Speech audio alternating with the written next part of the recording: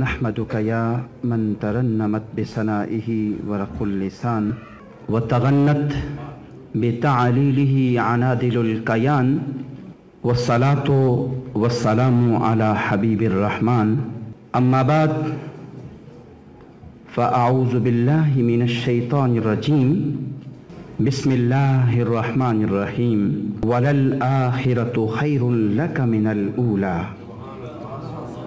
وقال الله عز وجل في مقام آخر: وما أرسلناك إلا رحمة للعالمين. آمنت بالله صدق الله مولانا العظيم. صلوا على الحبيب.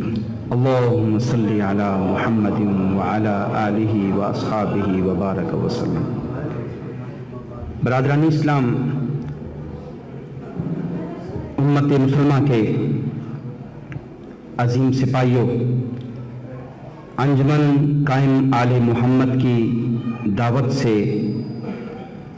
میں اور میرے ہم منصب علماء کرام اور اشاقانی رسول میلاد و سیرت کمیٹی گلشن آباد، غوثیہ میلاد کمیٹی، نیشنل ہاؤسنگ اسکیم، دیگر دور و نزدیک سے تشریف لائے ہوئے آپ مہمانان گرامی، آپ سب آئے نہیں ہیں، بلائے گئے ہیں.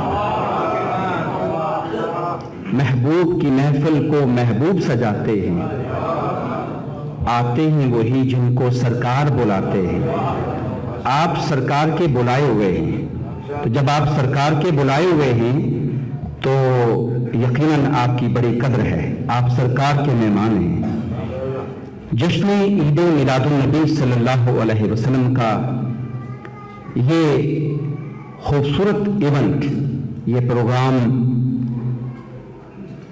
اس مسجد شریف میں، مسجد قائم آل محمد میں انعقاد پذیر ہے، جس میں ایک طرف جشن میلاد سید الانبیاء صلی اللہ علیہ وسلم ہے، تو دوسری طرف حضرت امام جعفر صادق علیہ السلام کا جشن ولادت ہے.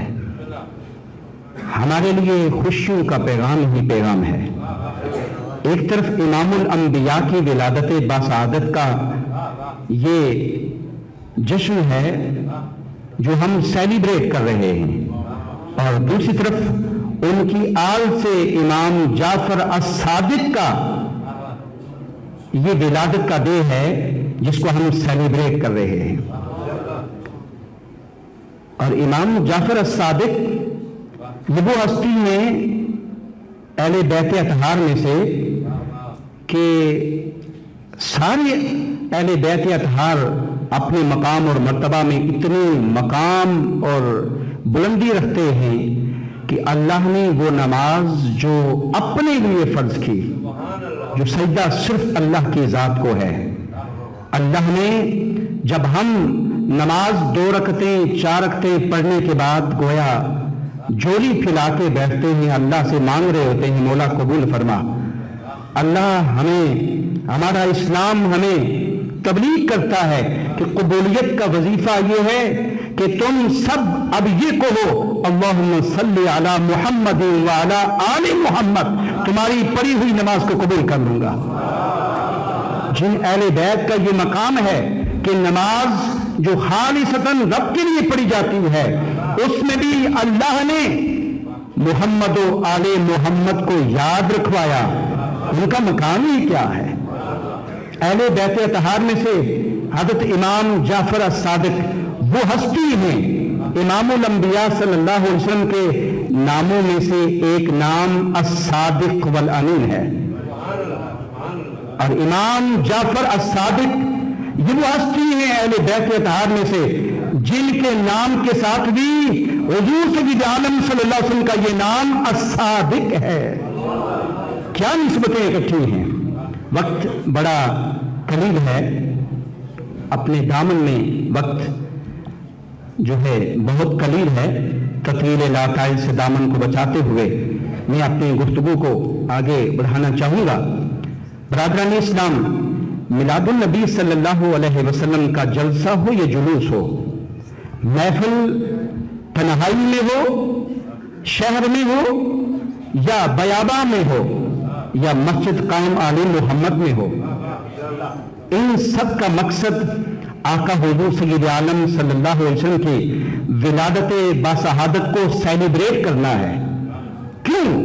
اس لیے کہ محدثین کرام نے لکھا کہ ان افضل اللیالی لیلۃ مولد النبی صلی اللہ علیہ وسلم، جو افضل ترین 5 راتیں ہیں ان میں سے سب سے افضل ترین رات وہ رات ہے جس میں رسول اللہ کی ولادت باسعادت ہوئی۔ اس لیے تو اللہ تعالیٰ نے ارشاد فرمایا وَأَمَّا بِنِعْمَةِ رَبِّكَ فَحَدِّثْ، جو نعمت میں نے تمہیں دی اس کا چرچا کرو۔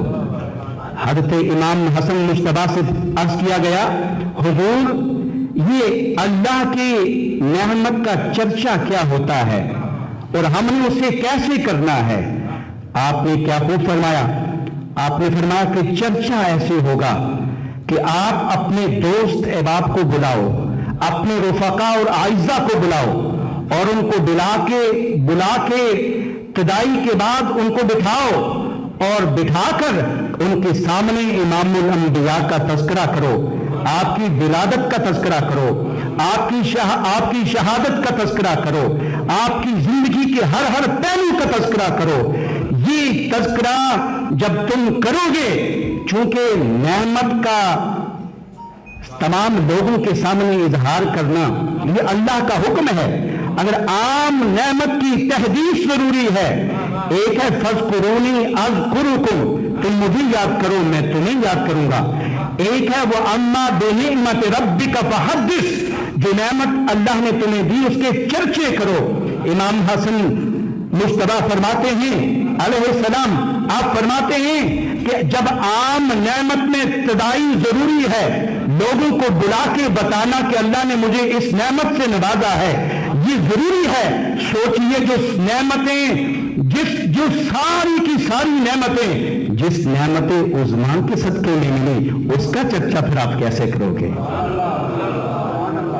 برادران اسلام، محدثین کرام نے لکھا کہ اللہ تعالیٰ نے وہ جو 5 راتیں جن کو فضیلت عطا کی ہے ان میں سے سب سے افضل ترین رات مولد النبی صلی اللہ علیہ وسلم کی رات ہے، اور پھر اس سے کم تر لیلۃ القدر ہے۔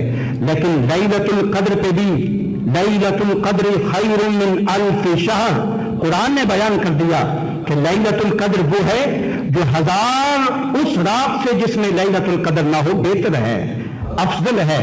لیکن محدثین کرام نے لکھا کہ لیلۃ القدر سے بھی رسول اللہ صلی اللہ علیہ وسلم کی ولادت کی رات افضل و اعلیٰ ہے۔ اس کی وجوہات لکھی، ایک وجہ یہ لکھی کہ لیلۃ القدر جو ہے، لیلۃ القدر یہ حضور صلی اللہ علیہ وسلم کی امت کے لیے حضور کو تحفے میں ملی، اور مولد النبی کی رات وہ رات ہے جس میں اللہ نے اپنا حبیب ساری کائنات کو عطا کر دیا۔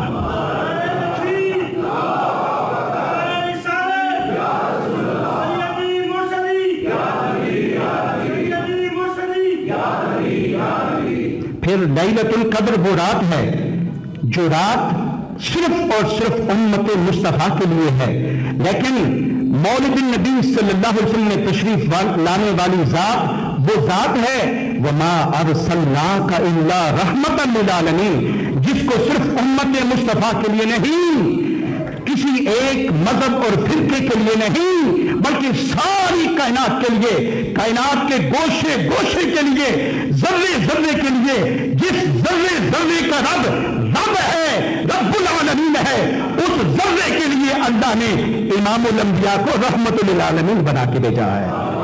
اور تیسری نسبت فرمایا کہ مولد النبی کو اس لیے بھی فضیلت حاصل ہے، اللہ نے فرمایا اِنَّا أَنزَلْنَاهُ فِي لَيْلَةِ الْقَدْرِ، ہم نے اس قرآن کو لیلۃ القدر میں نازل کیا۔ سوچئے قرآن کا نزول لیلۃ القدر میں ہوا تو ایک رات 1000 راتوں سے بہتر ٹھہری، لیکن مولد رسول صلی اللہ علیہ وسلم کی رات اس رات سے افضل کیوں ہے؟ لیلۃ القدر کو فضیلت قرآن کی وجہ سے ملی اور مولد رسول کی رات کو امام الانبیاء کی تشریف آوری کی وجہ سے ملی، صاحب قرآن کی وجہ سے ملی۔ جس رات میں صاحب قرآن تشریف لائے وہ رات اس رات سے افضل ہے جس میں صرف قرآن تشریف لایا، جس میں صرف قرآن کا نزول ہوا۔ اور چوتھی وجہ کہ اِنَّا أَنزَلْنَاهُ فِي لَيْلَةِ الْقَدْرِ وَمَا أَدْرَاكَ مَا لَيْلَةُ الْقَدْرِ لَيْلَةُ الْقَدْرِ خَيْرٌ مِّنْ أَلْفِ شَهْرٍ تَنَزَّلُ الْمَلَائِكَةُ وَالرُّوحُ فِيهَا۔ اس میں ملائکہ جبریل امین کے ساتھ تشریف لاتے ہیں، زمین پر اترتے ہیں۔ لیلۃ القدر گویا وہ رات ہوئی جس میں ملائکہ کا نزول ہوتا ہے، ملائکہ کا نزول ہوتا ہے، لیکن شب میلاد النبی صلی اللہ علیہ وسلم وہ رات ہے جس میں ملائکہ نہیں، ملائکہ جن کے خادم ہیں ان کی تشریف آوری جس رات میں ہوتی ہے۔ برادران اسلام،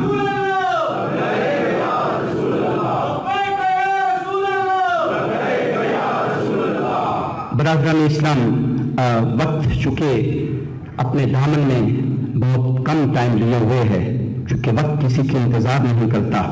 یہ ذکر کی محافل، ذکر مصطفیٰ ہماری ذکر کا محتاج نہیں ہے، ہماری محافل کا محتاج نہیں ہے۔ آپ غور تو کریں، قرآن میں اللہ رب العزت نے ارشاد فرمایا ان اللہ وملائکتہ یصلون علی النبی، بے شک اللہ اور اس کے ملائکہ نبی کی ذات پر درود بھیجتے ہیں۔ غور کیجئے، اللہ رب العزت نے یہ فرمایا کہ میں اپنے نبی کی ذات پر درود بھیجتا ہوں، نبی کی شانوں کو بلند کرتا ہوں، اس کے دین کو تمام ادیان پہ غالب کرتا ہوں۔ گویا اللہ نے یہ فرمایا میں اپنے نبی کی ذات پر درود بھیجتا ہوں، یہ نہیں فرمایا ان اللہ وملائکتہ یصلون علی رسول۔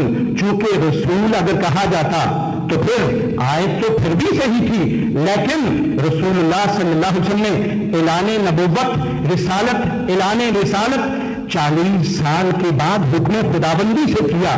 اگر آیت یوں ہوتی ان اللہ وملائکتہ یصلون علی الرسول، معنی یہ ہوتا کہ 40 سال تک ذکر رسول نہیں ہوتا رہا، 40 سال کے بعد سے ہوا۔ نہیں دوستو، اللہ نے فرمایا ان اللہ وملائکتہ یصلون علی النبی، نبی کا ذکر پہلے دن سے ہوا۔ کب سے ہوا آگے چل کے بتاتا ہوں۔ پھر اللہ نے یہ بھی نہیں فرمایا ان اللہ وملائکتہ یصلون علی محمد، جملہ یوں ہوتا، سینٹینس یوں ہوتا، آیت یوں ہوتی، تب بھی صحیح تھی ترکیب کلام کے اعتبار سے، لیکن اللہ نے یوں بھی نہیں فرمایا، کیونکہ قرآن کے زبر و زیر شد مد میں حکمت ہے، سراسر حکمت ہے۔ قرآن پرعز حکمت ہے، یہ کلام ربانی ہے، یہ حکمتوں سے خالی نہیں، اس کی ہر شد مد میں حکمت ہے۔ اللہ نے یوں بھی نہیں فرمایا کہ بے شک اللہ اور اس کے ملائکہ محمد پر درود دیتے ہیں صلی اللہ علیہ وسلم۔ کیوں؟ اس لیے کہ محمد نام تو ولادت کے بعد رکھا گیا، محمد نام تو ولادت کے بعد رکھا گیا۔ پھر کیا فرمایا؟ اللہ نے فرمایا ان اللہ وملائکتہ یصلون علی النبی۔ رسول پاک سے جب یہ پوچھا گیا، عرض کیا گیا یا رسول اللہ آپ نبی کب سے تھے؟ آپ نے فرمایا کنت نبیا وآدم بین الروح والجسد، کنت نبیا وآدم بین الماء والطین۔ میں اس وقت بھی نبی تھا جب ابھی آدم علیہ السلام پانی اور مٹی کے درمیان تھے، میں اس وقت بھی نبی تھا۔ مانا یہ بنا اللہ نے اپنے حبیب کا تذکرہ اس وقت سے کیا جب ابھی زمانے میں نہیں تھے، کچھ بھی نہیں تھا، اس وقت سے ذکر مصطفیٰ ہو رہا ہے اور اس وقت تک ہوتا رہے گا۔ اللہ نے اس آیت میں جملہ اسمیہ سے جملے کی شروع کیا۔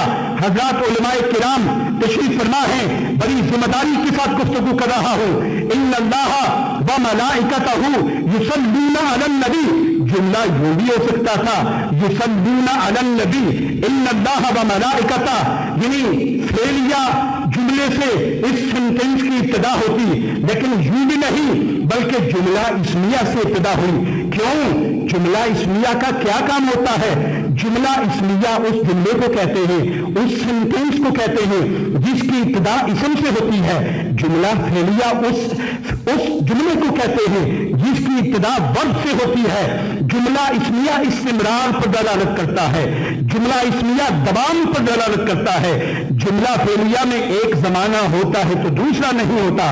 اللہ نے اس کلام مجید کے اندر یہ نہیں فرمایا یصلون علی النبی، جملہ فعلیہ سے ابتدا نہیں کی، بلکہ فرمایا ان اللہ وملائکتہ یصلون علی النبی، جملہ اسمیہ جو استمرار اور دوام پر دلالت کرتا ہے، ہمیشگی پر دلالت کرتا ہے۔ گویا اللہ نے کلام مجید کے اندر ترکیب کلام سے، حکمت قرآن سے یہ بیان کر دیا کہ اللہ اپنے حبیب کی شان کو اس وقت سے بلند کر رہا ہے جب ابھی زمانے نہیں بنے تھے، اور اس وقت تک بلند کرتا رہے گا جب سب زمانے ختم ہو جائیں گے۔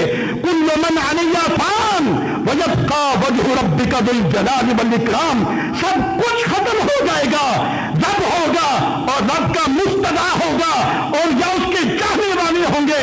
دوستو اس وقت بھی ذکر مصطفیٰ ذکر خدا کر رہا ہوگا۔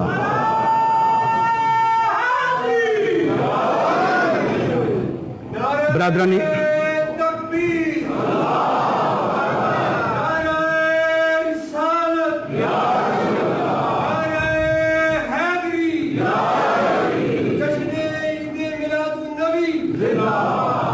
وقت چونکہ ہوا چاہتا ہے اور میں اختتامی گفتگو کی طرف جا رہا ہوں۔ برادران اسلام، یہ جو میلاد آپ منا رہے ہیں یہ قائم آل محمد کی سنت نہیں ہے، یہ میلاد و سیرت کمیٹی کی سنت نہیں ہے، یہ غوثیہ میلاد کمیٹی والوں کی سنت نہیں ہے، یہ گلشن آباد میں رہنے والوں کی سنت نہیں ہے، یہ آج کے 14ویں صدی کے مولوی یا عاشق کی سنت نہیں ہے، بلکہ یہ سنت خدا ہے۔ آج ہم جھنڈے لگاتے ہیں، آج ہم کمپنے لگاتے ہیں، آج ہم بڑا انتظام و انصرام کرتے ہیں۔ ابھی آپ کے لیے بزم قائم آل محمد نے لنگر مصطفی کا بندوبست بھی کیا ہوا ہے۔ سوچئے یہ ساری انتظام و انصرام، باہر لائٹنگ لگائی، علماء کو بلایا اور نعت خوانان تشریف لائے، یہ سب انتظام و انصرام، اٹس نتھنگ، یہ کچھ بھی نہیں ہے۔ یہ تو ابابیل کے اس چونچ کے قطرے کی طرح ہے جو پوچھنے والے نے پوچھا ممی ابابیل کدھر جا رہی ہو؟ چونچ کے اندر پانی لے کر کدھر جا رہی ہو؟ کہنے لگی میں حضرت ابراہیم علیہ السلام کے لیے لگائی ہوئی آگ کو بجھانے جا رہی ہوں۔ ابابیل کی چونچ میں ایک چھوٹا سا قطرہ ہے، بھلا جی کیسی آگ بجھائے گا؟ عرض کرنے لگی مجھے علم ہے یہ آگ بجھا تو نہیں سکتی، لیکن حضرت ابراہیم علیہ السلام کے ساتھ محبت کرنے والوں نے نام تو لکھوا سکتی ہے۔ دوستو میرا اور آپ کا عقیدت کا یہ اظہار، ہم اہل سنت و جماعت آج اظہار محبت کرنے یہاں آئے ہیں اہل تشیع ذات کے ساتھ، چونکہ ہم سب کے مشترکات ایک ہیں۔ جس طرح حضرت آغا جی نے قبلہ سید نور شاہ صاحب نے آپ کے خطیب محترم نے فرمایا ہم سب کے مشترکات ایک ہیں۔ جب سب کے مشترکات ایک ہیں تو پھر یہ لا الہ الا میں پڑھنا اور ان چیزوں میں پڑھنا جو ہمیں تفرقے میں ڈالے، ہمیں اس سے بچنا چاہیے۔ ماشاءاللہ حضرت علامہ حیدر علوی صاحب تشریف لائے، دل کے تھا گرائیوں سے خوش آمدید کہتے ہیں۔ بس میں اختتام کی طرف دوستانہ جی احتشام میں عرض کر رہا تھا کہ ذکر مصطفیٰ صلی اللہ علیہ وسلم، ذکر مصطفیٰ صلی اللہ علیہ وسلم یہ میرا اور آپ کا ہی وطیرہ نہیں ہے، اللہ نے اس کا ایسا اہتمام کیا ہے۔ میری لائٹیں تو بجھ جائیں گی، لوڈ شیڈنگ ہو گئی، ٹوٹ گئی، وقت ختم ہو گیا، سیزن ختم ہو گیا، اولڈ ہو گئی، اولڈ فار فول، لیکن اللہ نے جو قرآن میں انتظام و انصرام میلاد پاک کے لیے کیا ہے وہ سدا بہار رہے گا۔ آپ دیکھیں قرآن میں اللہ رب العزت نے ارشاد فرمایا قد جاءکم من اللہ نور، بے شک تمہارے پاس اللہ کی جانب سے نور آیا۔ یہ کس نے فرمایا؟ بولیے کس نے فرمایا؟ محبت سے بولیں کس نے فرمایا؟ اللہ نے۔ میں چاہتا ہوں کہ آپ کے منہ سے بھی اللہ اللہ نکلے، رسول رسول نکلے، اہل بیت اطہار کا ذکر ہو، بیٹھے ہوں صرف ہم نہ بول رہے ہوں، آپ سب بھی بول رہے ہوں۔ قد جاءکم من اللہ نور کس کا فرمان ہے؟ اللہ. قد علماء میرے یہاں موجود ہیں ماشاءاللہ، بڑے مستند علماء کرام یہاں تشریف فرما ہے، ان کی موجودگی میں یہ بات کرنا چاہوں گا. جاءکم من اللہ نور جملہ کافی تھا، لیکن اللہ نے شروع میں قد لگایا. حرف قد کا معنی یہ ہے کلام کے اندر مزید تاکید پیدا کر دی. یہ انتظام و انصرام اللہ نے کبھی نماز کے حوالے سے نہیں کیا، کبھی روزے کے حوالے سے نہیں کیا. اقیم الصلاۃ، نماز قائم کرے، سمپل سینٹینس ہے. آپ کی زکات ادا کرے، سمپل سینٹینس ہے. اتم الحج والعمرۃ للہ، حج اور عمرہ کریں اللہ کے لیے، سمپل سینٹینس ہے. لیکن جب باری آئی امام الانبیاء کے میلاد کی، اس کے بیان کی، اس کو اللہ رب العزت نے انتظام و انصرام کر کے صرف جاءکم من اللہ نور نہیں فرمایا، بلکہ فرمایا قد جاءکم من اللہ نور. تحقیق تمہارے پاس اللہ کی جانب سے نور آ گیا. پھر آپ کئی ایک آیات طیبات، ایک دوسری آیت طیبہ کی تلاوت کر لیں. اللہ نے فرمایا قد جاءکم برہان من ربکم. یہاں بھی سینٹینس آیت اتنی ہی کافی تھی، جاءکم برہان من ربکم. لیکن اللہ رب العزت نے اس آیت سے قبل بھی حرف قد کا استعمال کر کے انتظام و انصرام کیا، اہتمام کیا، بتا دیا میں جب بھی اپنے حبیب کی بات کرتا ہوں، اس کی میلاد کی بات کرتا ہوں، میں رب ہو کے انتظام و انصرام کرتا ہوں. آپ غور کیجئے 21 آیت، لقد جاءکم رسول.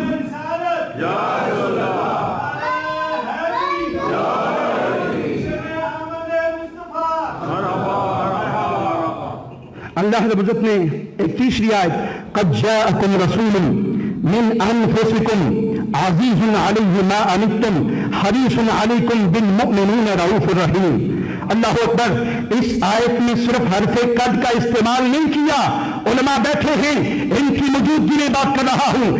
اللہ نے یہاں انتظام و انصرام کرتے ہوئے حرف قد سے پہلے مزید تحقیق کا لفظ لام تاکید استعمال کیا. فرمایا لا قد، لقد لام بھی تاکیدیہ ہے، قد بھی تاکیدیہ ہے. پھر فرمایا جاءکم رسول من انفسکم، تمہیں میں سے اللہ نے رسول بھیجا. یہ انتظام و انصرام کر کے اللہ نے یہ بتا دیا کہ بخدا خدا کا یہی ہے در. اعلیٰ حضرت امام احمد رضا خان جہاں بول پڑے بخدا خدا کا یہی ہے در، نہیں اور کوئی مفر مقر. جو وہاں سے ہو یہی آ کے ہو، جو یہاں نہیں تو وہاں نہیں. اور علامہ اقبال شاعر مشرق نے ہمیں یہ سمجھا دی، قوت عشق سے ہر پست کو بالا کر دے، دہر میں اس میں محمد سے اجالا کر دے. آپ دیکھیں نا اس انصاری خاتون کی بات کہ جو غزوہ احد میں اس کے والد شریک ہیں، اس کا بھائی شریک ہے، اس کا شوہر شریک ہے، اور وہ سب کے سب شہید ہو گئے.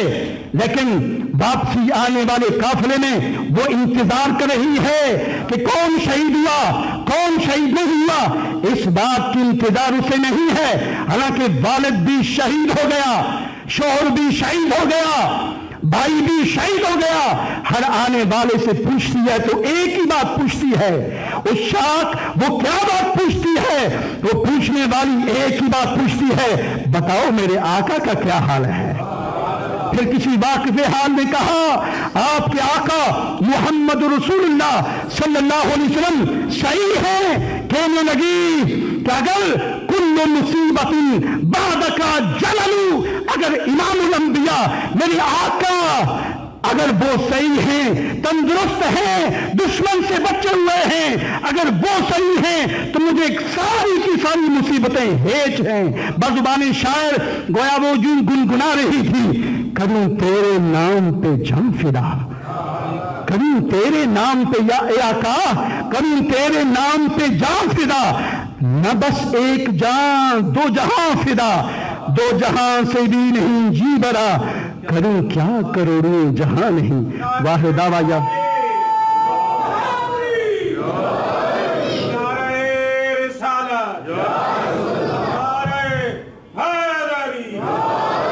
دوستو مومن ایک اینٹ جس طرح دوسری اینٹ سے جڑی ہوتی ہے. رحمت اللہ علیہ کے اس کانفرنس میں شریک ہونے والوں، آج ہمیں رسول اللہ صلی اللہ علیہ وسلم کے اس پیغام، اس حکم کو دوبارہ سے ہمیں یہ وعدہ کرنا ہوگا اپنے ساتھ کہ ہم سب مومن ہیں. جب مومن ہیں یشد بعضهم بعضا، تو یہ اس کا ایک حصہ دوسرے کے ساتھ ملا ہوتا ہے، اور ان کی کیفیت قرآن نے بیان کر دی. رحماء بینہم، آپس میں رحم دل ہوتے ہیں، لیکن اشداء علی الکفار، دشمن کے ساتھ، دشمن کے مقابلے میں نبض آزما ہوتے ہیں، سب سینہ سپر ہوتے ہیں. آج وعدہ کرو اس محفل میں آنے والوں، وعدہ کرو کہ ہمارے جو مشترکات ہیں ان سب میں ہم نے متحد ہونے کا اظہار کرنا ہے. سب کہتے ہیں انشاءاللہ. اگر سب اوٹ لیتے، اگر سب وعدہ کرتے ہیں تو یہ سمجھیے اور سرمنی ہے. میں بھی آپ سے وعدہ کرتا ہوں انشاءاللہ ہمارے جو مشترکات ہیں وہ ہیں ایک. جب مشترکات ایک ہیں تو فتنوں میں پڑھنے والے، فتنوں میں پڑھانے والے، ہر اس آدمی کو جو اپنی پنسار کی دکان کی پنجا کو دیکھنا چاہتا ہے، ہم نے اس کا ساتھ نہیں دینا، ہم نے حق کا ساتھ دینا ہے. واخر دعوانا ان الحمدللہ رب العالمین وما توفیقی الا باللہ.